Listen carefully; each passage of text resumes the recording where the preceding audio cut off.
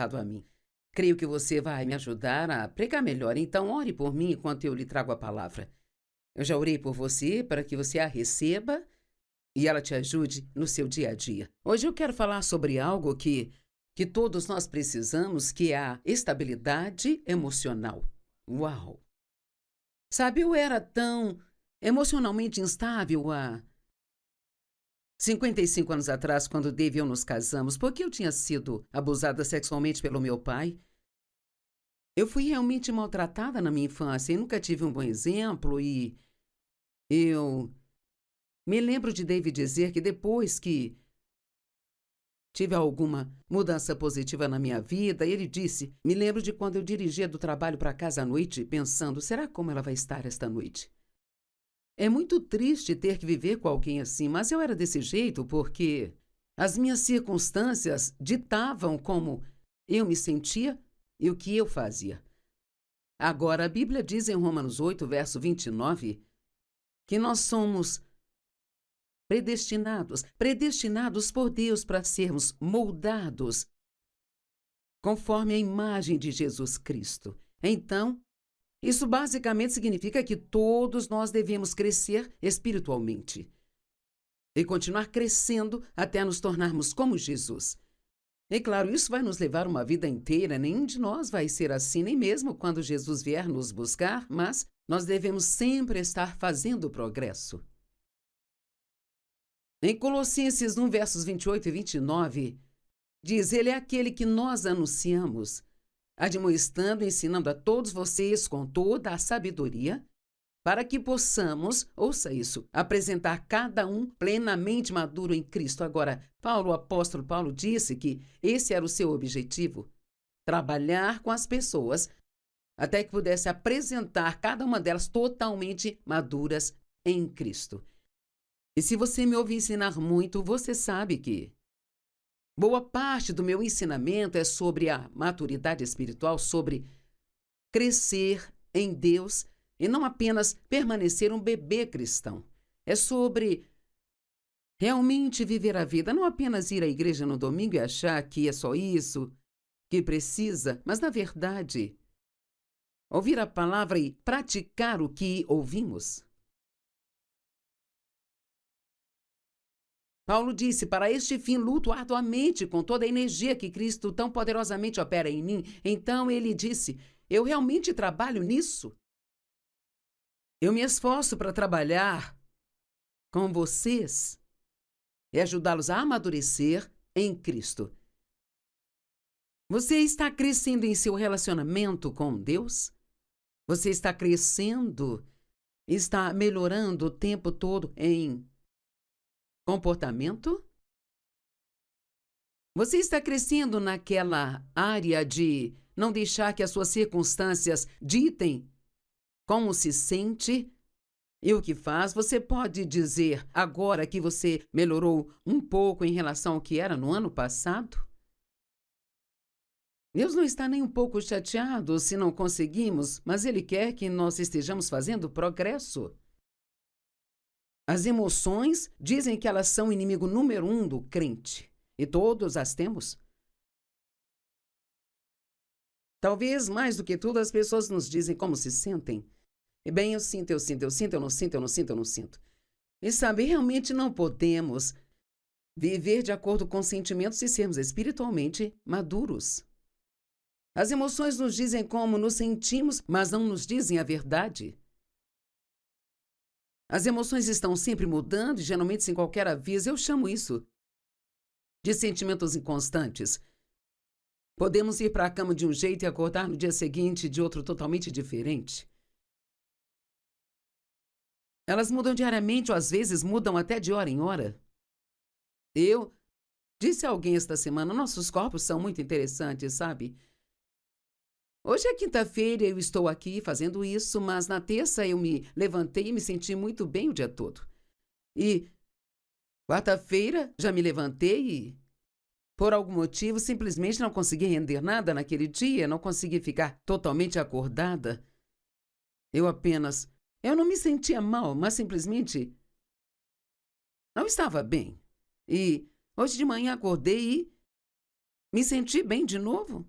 E então, às vezes é difícil entender essas coisas, mas tem algumas coisas que podemos aprender. Podemos ver algo e sentir que queremos comprar, mas provavelmente não podemos pagar por aquilo ou até mesmo nem precisamos daquilo. Você já comprou alguma coisa por emoção e 2 dias depois pensou, por que comprei isso? Eu gostaria de não ter comprado?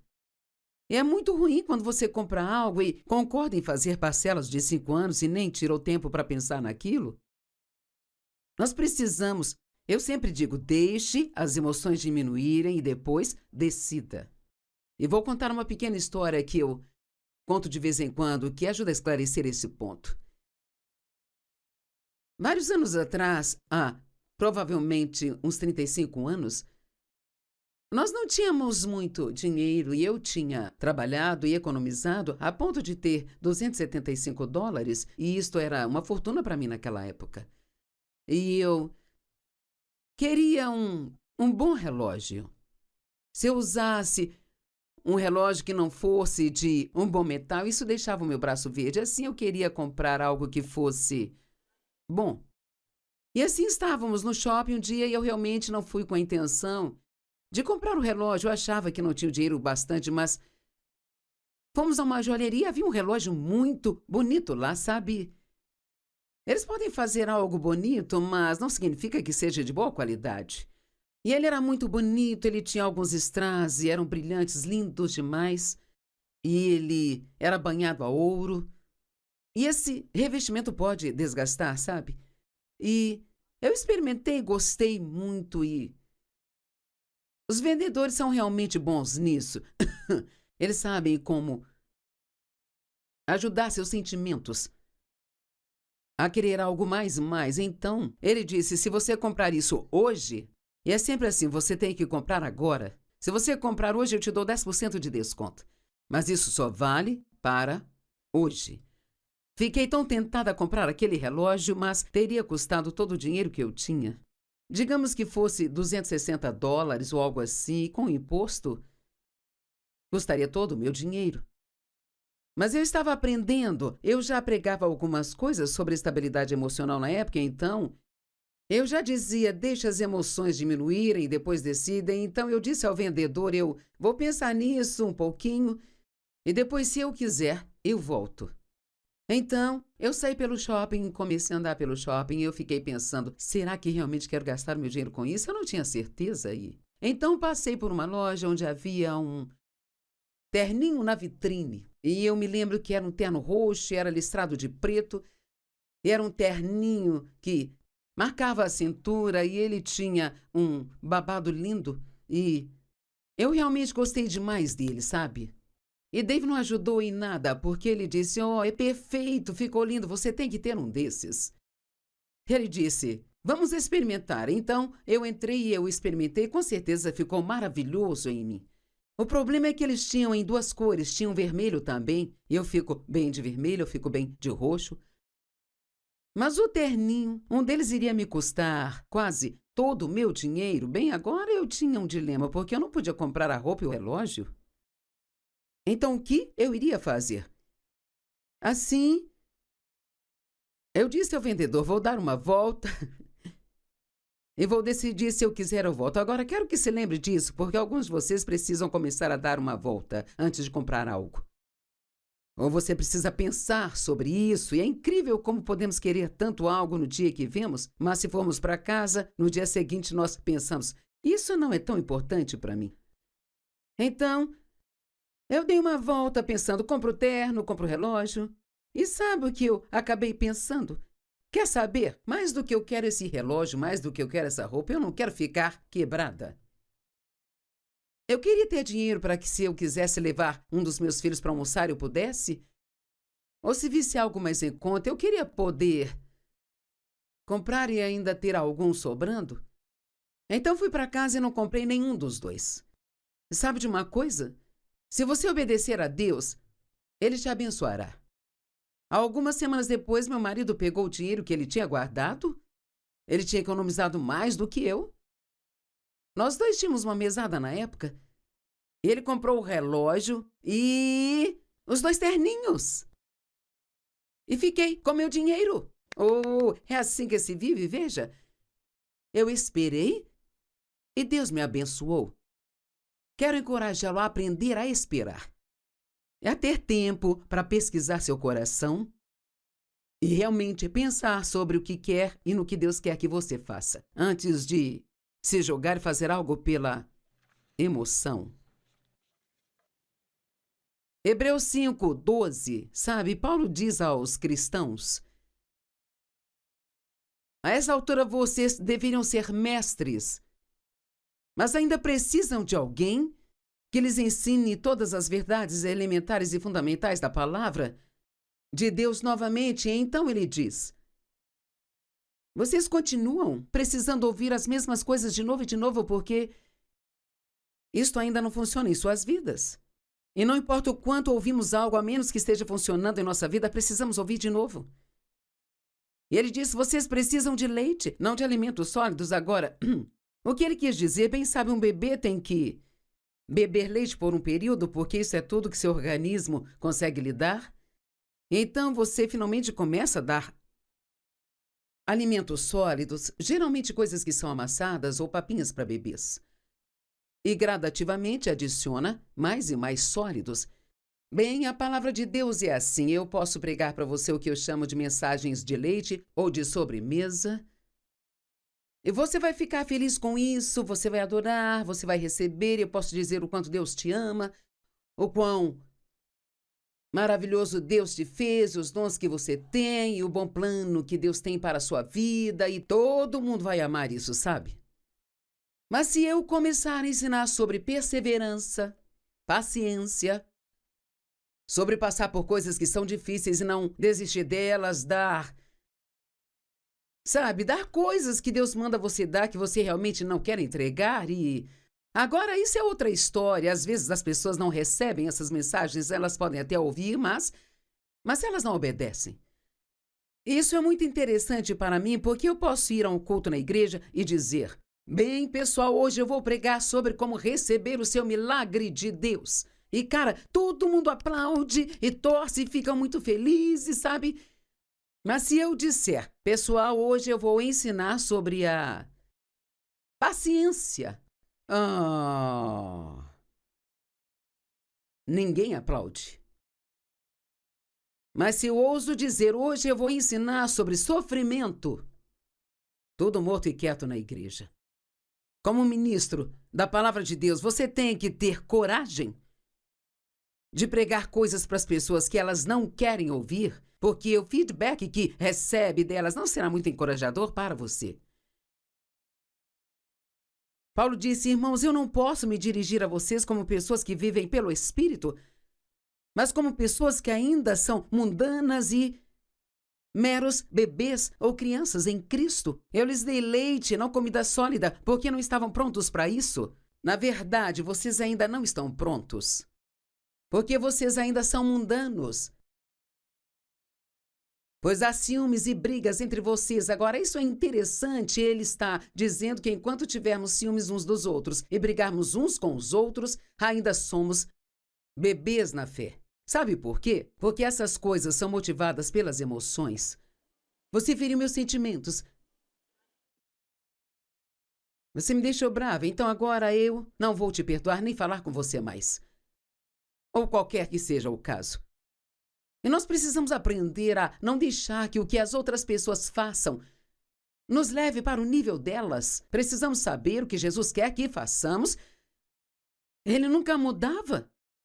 Não importava do que os fariseus o acusassem, não importavam do que as pessoas o acusassem, nem mesmo a forma como as pessoas o tratassem, ele sempre permanecia o mesmo. E, cara, esse era um desejo do meu coração. Por tanto tempo, eu não queria que minhas circunstâncias me controlassem, entende? Sabe, enquanto nossas circunstâncias nos controlarem, podemos dizer que o diabo está no controle da nossa vida, porque ele pode mexer com nossas circunstâncias. Ele sabe exatamente como apertar seus botões e em qual momento apertá-los. Vou te contar um segredo. Um dos momentos em que ficamos mais vulneráveis é quando estamos muito cansados ou não nos sentimos bem. É bem mais provável que você se comporte de maneira ruim durante esses momentos do que em outros, e então, algumas vezes, você tem que ir para algum lugar e ficar quieto. Sabe, quando eu termino as conferências, e eu preguei 3 ou 4 vezes e viajei, e falei. Muitas vezes digo ao Dave, provavelmente vou ficar quieta hoje porque eu quero me recuperar e ele sabe disso. E muitas vezes eu só quero ficar sozinha, sabe? E isso é melhor, porque assim posso descansar, me recuperar e voltar a ser a pessoa que eu devo ser. Nunca tome nenhuma decisão séria ou grandes decisões quando suas emoções estiverem altas ou baixas. Veja, se você se sentir muito bem, cara, eu posso fazer qualquer coisa. Se você se sente para baixo, cara, eu não posso fazer nada, sabe? E então eu aprendi eu mesma quando costumava sair do país e fazer viagens missionárias 3, 4 vezes ao ano. Oh, nós fazíamos grandes cruzadas na Índia, na África, e havia centenas de milhares de pessoas lá, e era tão empolgante. Uau! Eu ficava, depois que eu pregava para aquelas pessoas, e talvez fosse a última sessão, e milhares de pessoas tivessem sido salvas, era simplesmente maravilhoso. Então, sabe, na hora eu começava a fazer planos para voltar, eu quero voltar e fazer isso, aquilo e aquilo outro. E meu filho, que cuidava de tudo, ele, no começo, começava a fazer planos também, sabe? Mas então, quando chegávamos em casa, eu estava exausta, eu pensava, eu não sei se eu quero fazer isso mais. E assim ele meio que aprendeu a esperar até que minhas emoções se acalmassem, antes de descobrir o que eu realmente queria fazer. Então, repetindo, não tome nenhuma decisão quando suas emoções estiverem altas ou então baixas. Espere até que as coisas se acalmem e se equilibrem. Deixe-me dizer de novo. Aprenda a esperar antes de fazer compras, antes de você tomar grandes decisões. Se você é uma pessoa impaciente, você não gosta de esperar. Eu não gosto de esperar. Gosto de tomar decisões rápidas. E é desafiador para mim, às vezes, esperar. Mas, cara, você ficará longe de problemas se apenas aprender a esperar. E eu acho que estou conversando com pessoas que precisam ouvir isso, porque você está quase na iminência de tomar uma decisão que talvez não seja a decisão certa para tomar, sabe? Ou talvez esteja prestes a recusar algo para o qual Deus quer que você diga sim. Viva com um pouco mais de cuidado. E você vai gostar muito mais da sua vida. E você tem que ter cuidado também quando tem emoções feridas. Nossas emoções podem ficar machucadas e sangrando, sabe? Elas não estão visivelmente vertendo sangue, mas suas emoções podem ser machucadas e feridas, assim como seu braço ou sua perna. As pessoas que foram maltratadas. Se você foi abusado, foi maltratado e foi traído, se mentiram para você. Seja qual for o caso, esse não é um bom momento para tomar decisões, e pessoas com emoções feridas, honestamente, não tomam decisões muito boas às vezes. Como quando fui abusada e então eu sentia que ninguém não queria me querer, e eu me casei com o primeiro homem que apareceu e eu sabia no fundo, que aquilo estava errado, mas tinha tanto medo que ninguém me quisesse que acabei me casando a si mesmo. E com certeza foi um pesadelo de 5 anos. Veja, não é sábio fazer as coisas por medo ou pelas emoções, especialmente se você foi ferido. Raiva, autopiedade, ciúmes, insegurança, culpa e muitas outras coisas estavam deixando as pessoas, e a mim também, infelizes. E se você é infeliz, vai fazer as pessoas ao seu redor também serem infelizes. A forma que nos sentimos hoje é muitas vezes causada por algo que aconteceu ontem. ou na semana passada, ou mês passado, ou mesmo quando nós éramos crianças. Se você está de mau humor ou emocionalmente chateado, ficando irritado ou impaciente, veja o que aconteceu ontem. Isso pode estar causando o seu problema. Houve um tempo em que eu não estava dormindo bem, eu não sabia o porquê, e eu finalmente perguntei a Deus por que eu não estou dormindo. É incrível que Deus te fala se você parar e perguntar em vez de tentar descobrir sozinho, sabe?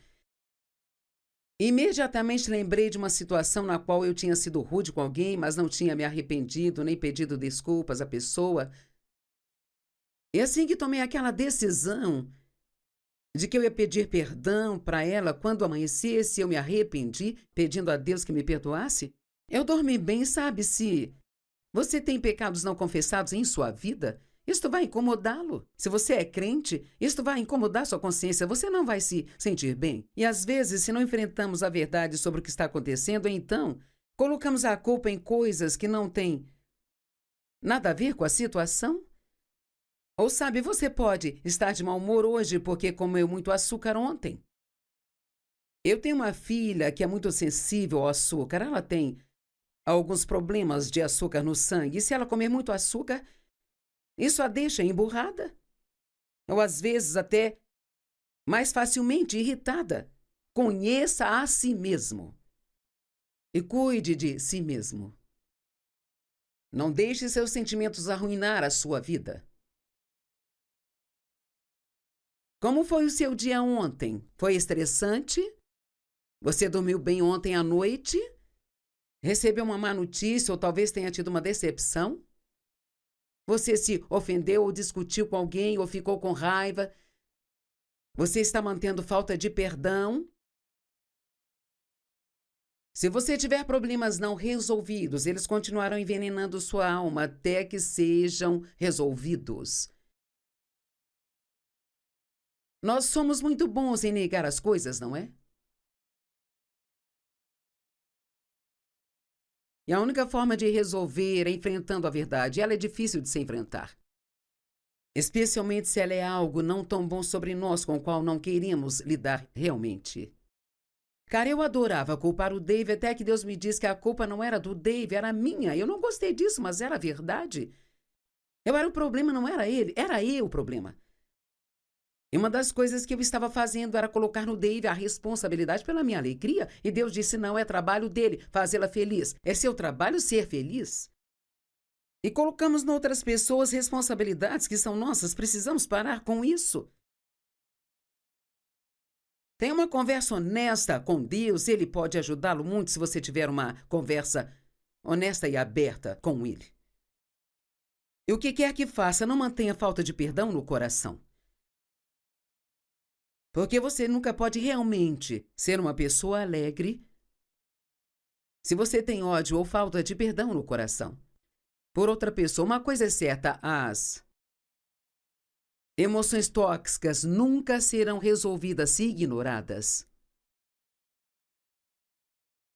As emoções que são mais prejudiciais são a falta de perdão, a depressão que não é tratada, ódio, preocupação, medo, culpa e frustração. Gostaria de tempo para falar de cada uma delas, mas não tenho. A Bíblia fala muito sobre a raiva. Na sua ira, não peque. Não dê lugar ao diabo. Então, você pode sentir raiva, mas não tem que agir de acordo com ela? Algo que tenho dito recentemente, que acho que vale a pena ouvir hoje. Talvez se esta for a única coisa que você se lembrar desse ensino, já vai te ajudar. Você não precisa sentir vontade de fazer a coisa certa para fazê-la. Vou dizer de novo, você não precisa sentir vontade de fazer a coisa certa para fazer a coisa certa. Quer saber, Jesus não sentiu vontade de ir para a cruz. Mas ele foi. Ele pediu a Deus 3 vezes, se possível, passe esse cálice de mim. Por favor, no entanto, ainda assim, seja feita a tua vontade.